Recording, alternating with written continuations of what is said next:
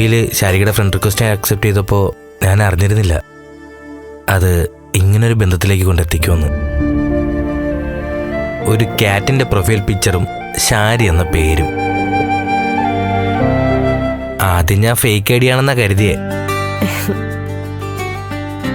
എന്തുമാത്രം മെസ്സേജുകളാണ് അയച്ചത്.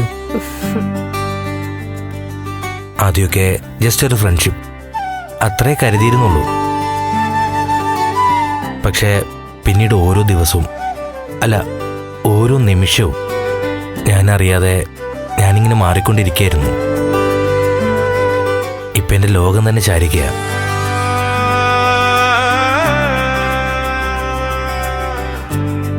ജീവിതത്തിൽ ഒരുപാട് പെൺകുട്ടികളെ പരിചയപ്പെട്ടിട്ടുണ്ട്. പക്ഷെ മനസ്സിലേക്ക് കയറി വന്നത് ഒറ്റയാളേ ഉള്ളൂ, അത് ശാരിക. നന്ദേട്ടനെയും ദേവിയേച്ചിയും ഹെൽപ്പ് ചെയ്ത ആളെന്ന നിലയ്ക്ക എനിക്ക് കെവിൻ ചേട്ടനോട് ആദ്യം ഒരു സ്നേഹം തോന്നിയത്. മറ്റാരുടെയും സഹായം ഇല്ലാതെ ഒറ്റയ്ക്ക് അധ്വാനിച്ച് പിടിച്ചടക്കിയ ബിസിനസ് സാമ്രാജ്യങ്ങളൊന്നും അല്ല. ആ നല്ല മനസ്സ് അത് എന്നെ വല്ലാതെ സ്വാധീനിച്ചു.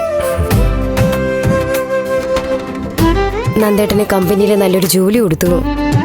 നന്ദേട്ടനെയും ദേവിയേച്ചിയും സപ്പോർട്ട് ചെയ്തു. അത്രയും വലിയ മനസ്സുള്ള ഒരാളാണല്ലോ എന്ന് ചിന്തിച്ചു. അങ്ങനെയാ ഞാൻ റിക്വസ്റ്റ് അയച്ചത്.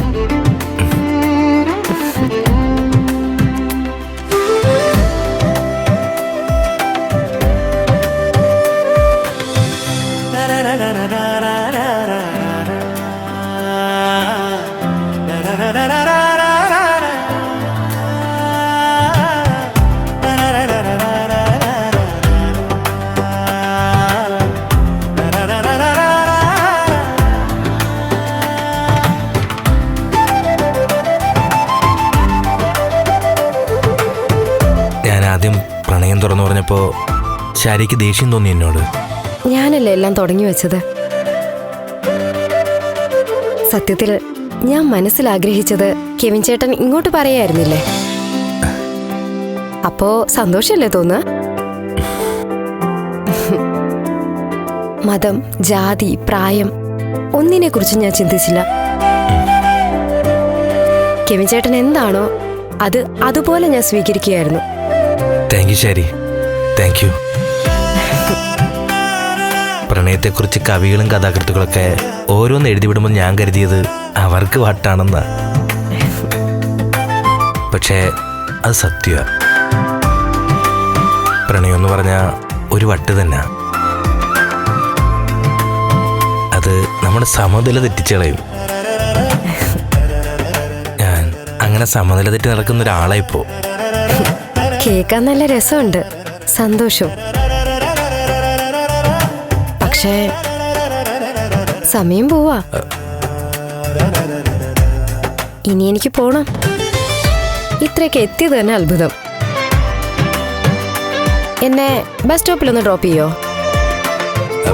കുറച്ച് സമയം കൂടി. നോനു, വാക്ക് പറഞ്ഞ വാക്കായിരിക്കണം. Next time coffee, promise.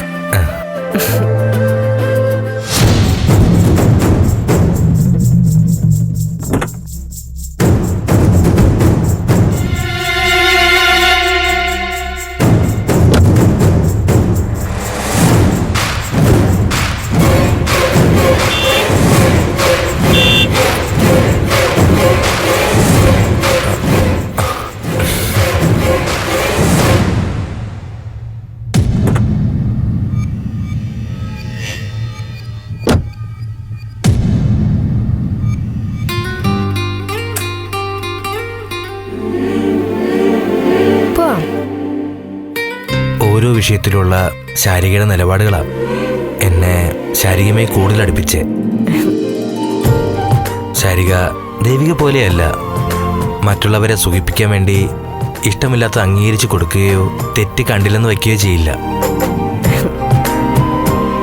നിശ്ചയിച്ച കല്യാണം വേണ്ടെന്ന് വെക്കണമെങ്കിൽ അതിൻ്റെ പിന്നിലെ ധൈര്യം അത് ഊഹിക്കാവുന്നതേ ഉള്ളൂ. ഞാൻ വീട്ടുകാർ തീരുമാനിച്ച കല്യാണം വേണ്ടാന്ന് വെച്ചത് ധൈര്യം കാണിക്കാനല്ല. എന്റെ മനസ്സിനെ വഞ്ചിക്കാൻ കഴിയാത്തോണ്ടാ. ഒരു ഒരു തീരുമാനം എടുത്തു കഴിഞ്ഞാ വീട്ടുകാരെന്ത് കരുതും, നാട്ടുകാരെന്ത് കരുതും എന്നൊക്കെ പേടിച്ച് മറ്റുള്ളവർക്ക് വേണ്ടി എന്റെ തീരുമാനങ്ങൾ എന്തായാലും ഞാൻ മാറ്റില്ല. എനിക്ക് വേണ്ടിയാ ഞാൻ ജീവിക്കുന്നത്, മറ്റുള്ളവരുടെ കൈയടിക്കും സർട്ടിഫിക്കറ്റിനും വേണ്ടിയല്ല.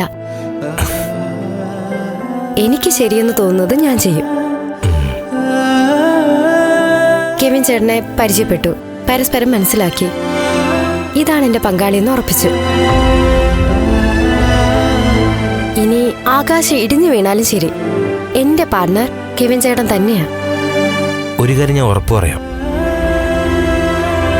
നിനക്ക് വേണ്ടി ഇതുവരെ നേടിയതെല്ലാം രണ്ടാമതൊന്നും ആലോചിക്കാതെ ഉപേക്ഷിക്കാൻ ഞാൻ തയ്യാറാ. നീ എന്റെ ഭാഗ്യമാ, വെറും ഭാഗ്യമല്ല, മഹാഭാഗ്യം. Time is over. Oh okay okay okay.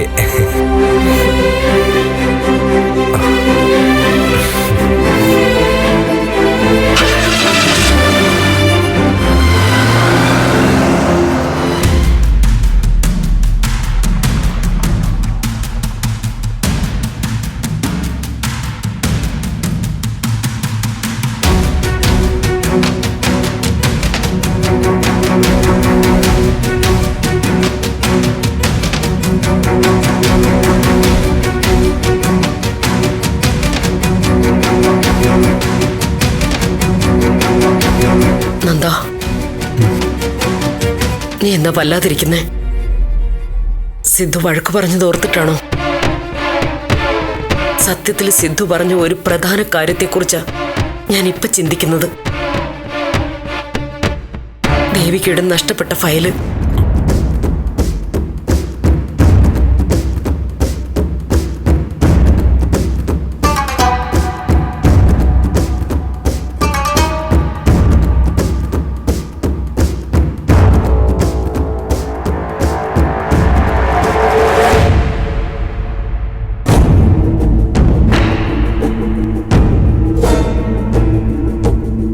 Sidhu പറഞ്ഞതുപോലെ ആ ഫയൽ മിസ്സിംഗ് ആയിട്ട് നമ്മൾ അതിനൊരു പ്രാധാന്യം കൊടുത്തിട്ടില്ല.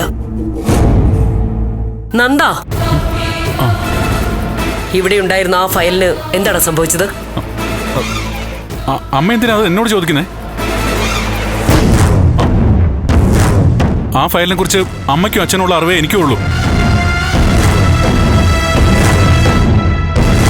നന്ദ, നീ എന്റെ മുഖത്ത് നോക്ക്. സത്യം പറ, ആ ഫയൽ എവിടെയാ? അമ്മ, ഇന്നത്തെ പോലീസ് സ്റ്റേഷനോ? അമ്മ എന്നെ ചോദ്യം ചെയ്യണോ? നോക്ക്, ഞാനും നിന്റെ ചില രീതികൾ ശ്രദ്ധിച്ചിട്ടുണ്ട്. ആ ഫയലിന്റെ കാര്യം പറയുമ്പോഴൊക്കെ നിന്റെ മുഖത്തൊരു ടെൻഷൻ കാണുന്നുണ്ട്. നീ അമ്മയോട് സത്യം പറയും, ആ ഫയൽ കാണാതായതില് നിനക്കെന്തെങ്കിലും പങ്കുണ്ടോ? എനിക്കെന്ത് പങ്ക്? നന്ദ മോനെ, നിന്റെ വിഷമങ്ങളും പ്രശ്നങ്ങളും ഒക്കെ അറിയുന്നവളാ ഞാൻ. പലതിലും മനഃപൂർവ്വമല്ലാതെ നീ അകപ്പെട്ടു പോയതാണെന്നും എനിക്കറിയാം. നിനക്ക് വേണ്ടി ചിലതിനൊക്കെ ഞാൻ കൂട്ടു നിൽക്കുകയും ചെയ്തിട്ടുണ്ട്. അതുകൊണ്ട് അമ്മ ചോദിക്കുന്നത്, സത്യം പറ, ആ ഫയലിന്റെ കാര്യത്തിലും അതുപോലെ എന്തെങ്കിലും സംഭവിച്ചതാണോ? നിനക്കതിനെക്കുറിച്ച് അറിവില്ലെങ്കിൽ എന്റെ കയ്യിൽ തൊട്ട് സത്യം ചെയ്, നീ നിരപരാധിയാണെന്ന്.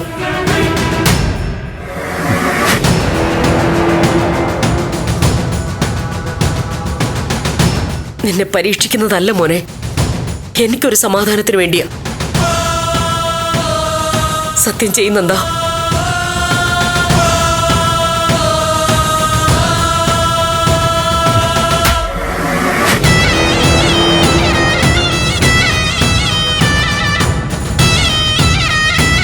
ഫയല് ഞാൻ തന്നെ അമ്മ എടുത്ത് മാറ്റിയത്.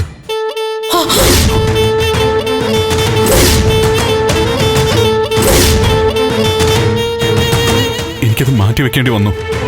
നന്ദാ, എന്തിനാ, ആര് പറഞ്ഞിട്ടാ അതൊന്നും അമ്മ ചോദിക്കരുത്. എനിക്കത് ചെയ്യേണ്ടി വന്നു അമ്മേ. ഈശ്വര, നീ എന്തായി ചെയ്തത്? എന്നെ കുറ്റപ്പെടുത്തരുത്, ഒറ്റ കൊടുക്കുകയും ചെയ്യരുത്. ഒരു സാഹചര്യത്തിലും ഈ വിവരം പുറത്തു പറയരുത്.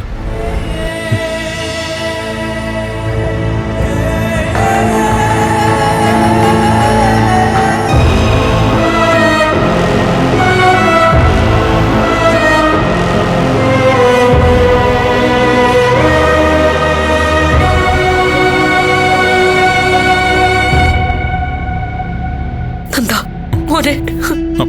അമ്മേ, ഇതിനെക്കുറിച്ച് കൂടുതലൊന്നും ചോദിക്കരുത്. ഇല്ല, കൂടുതലൊന്നും ചോദിക്കുന്നില്ല. പക്ഷേ നീ ആ ഫയല് തിരികെ വെക്കണം. വച്ചേ പറ്റൂ.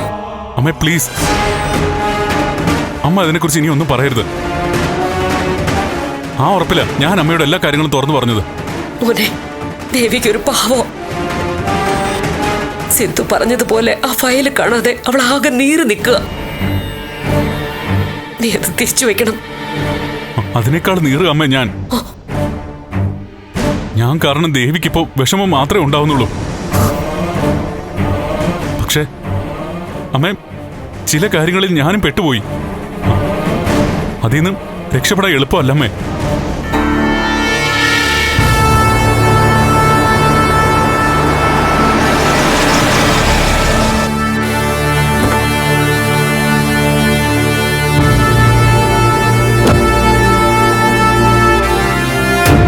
പഴയതൊക്കെ പോട്ടെ, ആ ഫയലിന്റെ കാര്യം നീ ദേവികയോട് തുറന്നു പറയണം.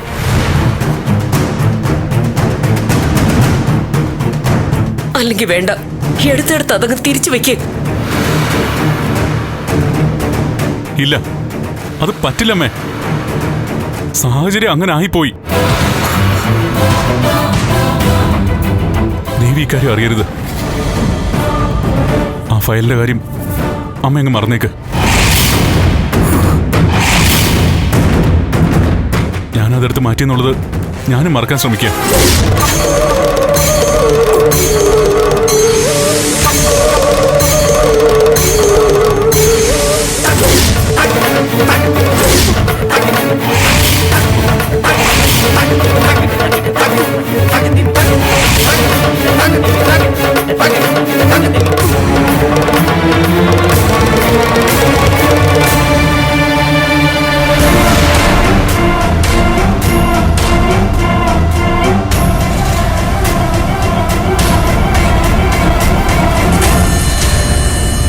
ദേവിക നേരത്തെ വന്നായിരുന്നോ?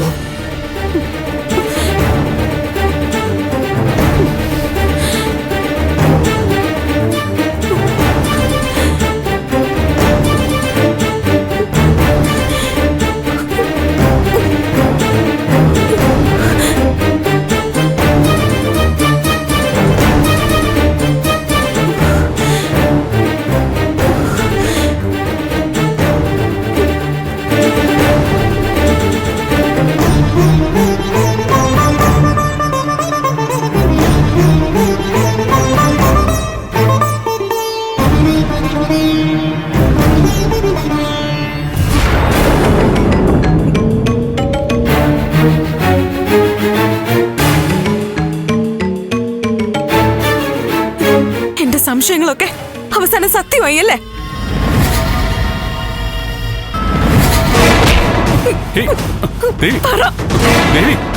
ഇയാൾ എന്നെ ചതിച്ചല്ലേ?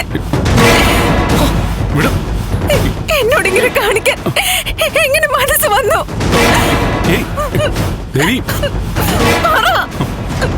എന്തിനാ എന്നെ ചതിച്ചേ?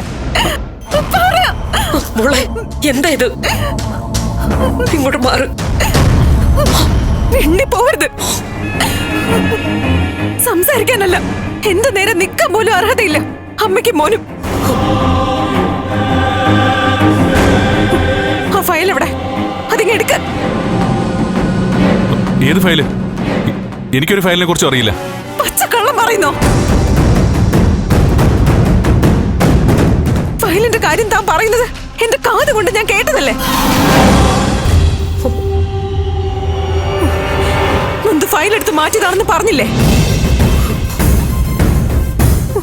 ചോദിച്ചത് കേട്ടില്ലേ? ഉത്തരം പറയണം. എന്റെ ഫയലിനെ കുറിച്ചല്ലേ നിങ്ങൾ സംസാരിച്ചോണ്ടിരുന്നത്?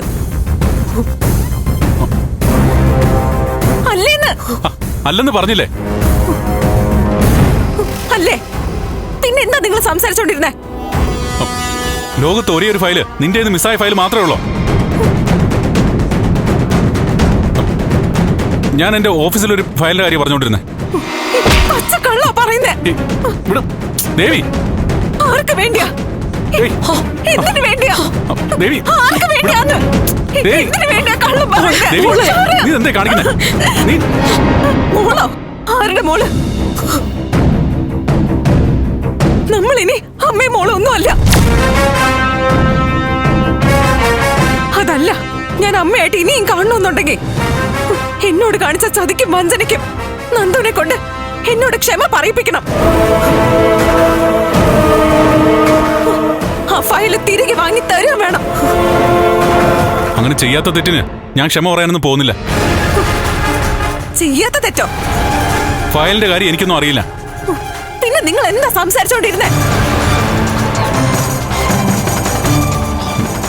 ഞാൻ വീണ്ടും പറയുന്നു, ഞാൻ അമ്മയോട് സംസാരിച്ചുകൊണ്ടിരുന്നത് എന്റെ ഓഫീസിലെ ഫയലിനെ പറ്റിയാ. കള്ളം പറയരുത്. വിശ്വസിക്കാൻ പറ്റുമെങ്കിൽ വിശ്വസിക്കുക. നീ ആ ഫയൽ എവിടെയെങ്കിലും കൊണ്ടുപോയി കളഞ്ഞു കാണും. എന്നിട്ടിപ്പോ ബാക്കി ആരെങ്കിലും ഫയൽ എന്നൊരു വാക്ക് പറഞ്ഞാ നിന്റെ കളഞ്ഞുപോയ ഫയലാണെന്ന് പറഞ്ഞ് വഴക്കുണ്ടാക്കാൻ വന്നാ പിന്നെ എന്ത് ചെയ്യാനാ? മതി മതി, നിർത്ത്. ഞാനെന്തിനു നിർത്തുന്നേ? ഞാൻ പറഞ്ഞത് വിശ്വാസമായിട്ടില്ലെങ്കിൽ പോയി കേസ് കൊടുക്ക. അതെ, കേസ് കൊടുക്കാൻ തന്നെയാ പോകുന്നത്. ഞാൻ കൊടുക്കുന്ന കേസിൽ എന്റെ ഭർത്താവിനെ അറസ്റ്റ് ചെയ്ത് കൊണ്ടുപോകുന്ന സിറ്റുവേഷൻ ഉണ്ടാവാതിരിക്കണമെങ്കിൽ ഫയൽ എനിക്ക് തിരിച്ചതാ. നീ എന്താ വിരട്ടുവാണോ?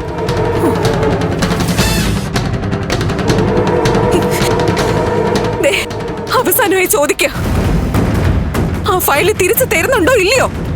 അവസാനമായിട്ട് ഞാനും പറയാ, ആ ഫയലിനെ കുറിച്ച് എനിക്കൊന്നും അറിയില്ല. കേട്ടല്ലോ, മോൻ പറഞ്ഞത് കേട്ടല്ലോ. ഇനി ഈ വീട്ടിൽ എന്ത് സംഭവിച്ചാലും അതിന് ഉത്തരവാദി നന്ദു മാത്രം. അതുപോലെ ഇതിലെ കൂട്ടുകക്ഷി അമ്മയും. ഫയലിനെ കുറിച്ച് ഇനി ഞാനൊന്നും ചോദിക്കുന്നില്ല.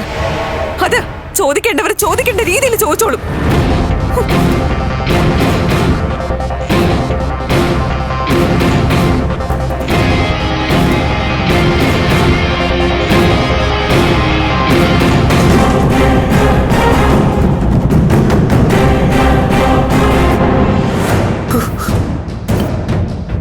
നന്ദ, ഈ വീട്ടിൽ വലിയ കുഴപ്പങ്ങൾ തുടങ്ങാൻ പോവാ. നീ ആ ഫയൽ അങ്ങ് തിരിച്ചു കൊടുത്തേക്ക്. എന്തൊക്കെ സംഭവിച്ചാലും ആ ഫയലിന്റെ കാര്യത്തിൽ ഒന്നും ചെയ്യാൻ പറ്റില്ലമ്മേ. വേറെ ഫയലിനെ കുറിച്ച് ഞാൻ പറഞ്ഞെന്നും ഞാൻ ഉറച്ചു നിൽക്കും. അമ്മ കൂടെ നിൽക്കണം. നന്ദ,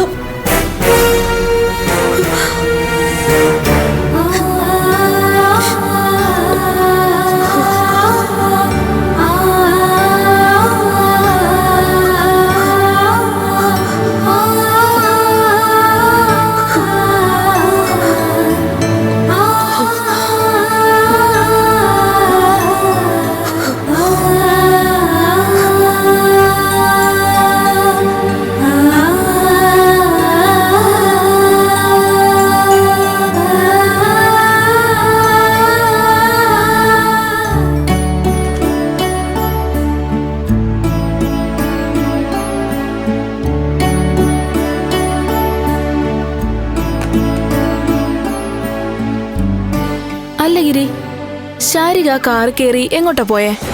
ഷെടാ, നീ ഇതുവരെ ഇത് വിട്ടില്ലേ? ഞാൻ അറിയാതെ അങ്ങ് പറഞ്ഞു പോയതാ. അത് കള. അതെങ്ങനെ കളയാൻ പറ്റും? ഒരു പെൺകുട്ടിയാ, നമ്മളെ ബന്ധു. അവൾ എന്ത് ചെയ്യുന്നു, എങ്ങോട്ട് പോണെന്നൊക്കെ നമ്മളും അറിയണം. അവളെ പ്രായപൂർത്തിയായ കുട്ടിയാ. എങ്ങോട്ട് വേണേലും പോകാനുള്ള സ്വാതന്ത്ര്യം അവക്കുണ്ട്. എന്ത് സ്വാതന്ത്ര്യം?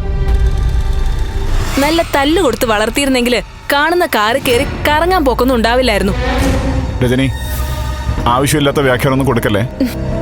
ഞാൻ പറഞ്ഞതിൽ എന്താ തെറ്റ് ഗിരി? ഒരു കല്യാണം കലക്കിയോളല്ലേ അവള്. അവളുടെ പ്രേമക്കാരൻ തന്നെയായിരിക്കും കാറിൽ അവളെ കാണാൻ വന്നത്. അതിനെന്താ കുഴപ്പം? നമ്മളും പ്രേമിച്ചിടന്നപ്പോ ഞാൻ നിന്നെ കാണാൻ വന്നിട്ടില്ലേ? നീ എന്നെ കാത്തു നിന്നിട്ടില്ലേ? എന്റെ ബുള്ളറ്റ് കറങ്ങാൻ പോയിട്ടില്ലേ? വേണ്ട, ഞാൻ ഒന്നും പറയുന്നില്ല. ചൂടാകാതെ. ഞാൻ ചോദിച്ചതിന് ഉത്തരം പറ രജനി. ഈ പ്രണയം എന്ന് പറയുന്നതിന്റെ സുഖവും സന്തോഷവും രസങ്ങളും ഒക്കെ അറിഞ്ഞവരല്ലേ നമ്മള്. പ്രേമിക്കുമ്പോൾ അല്പം ചില എടുത്തുകേട്ടങ്ങളൊക്കെ ഉണ്ടാവും. പിന്നെ ശാരികയെ പോലൊരു കുട്ടിക്ക് അവളെ സംരക്ഷിക്കാനും അറിയാം. ശാരികയുടെ മഹത്വം ഒന്നും പറയേണ്ട ഗിരി, ദേവികയുടെ അനിയത്തിയല്ലേ? കണ്ടോ, പറഞ്ഞ് കാര്യങ്ങൾ ദേവികയിൽ എത്തിച്ചില്ലേ? വേണ്ട രജനി, നമുക്ക് വിടാം. കണ്ടോ, ദേവികയെ കുറിച്ച് എന്തെങ്കിലും പറഞ്ഞു തുടങ്ങിയോ അപ്പ വരും അവളുടെ ഭാഗത്ത് ന്യായവും പറഞ്ഞോണ്ട്. സ്വർണം കായ്ക്കുന്ന മരമാണെങ്കിലും കൂരയ്ക്ക് മുകളിൽ വളർന്നാല് വെട്ടിക്കളയണോന്നാ. അവളുടെ തറവാട്ടില് 2 മരങ്ങളാ കൂരയ്ക്ക് മുകളിൽ വളർന്നിരിക്കുന്നത്, ദേവികയും ശാരികയും. വെട്ടണോ വളർത്തണോന്ന് വീട്ടുകാർ തീരുമാനിക്കട്ടെ.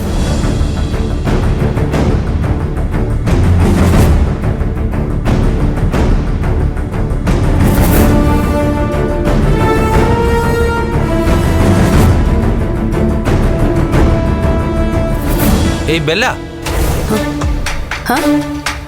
നീ വന്നോ? എന്താ ആളാകെ ഒന്ന് ബിസി ആയ പോലെ ഉണ്ടല്ലോ. ഏയ് അങ്ങനെയൊന്നുമില്ല. അല്ല, ഇന്നെന്തോ ഒരു പ്രത്യേക മീറ്റിംഗ് ഉണ്ടെന്ന് പറഞ്ഞിട്ടല്ലേ നീ ഇവിടുന്ന് പോയേ? ആരുമായിട്ടാ?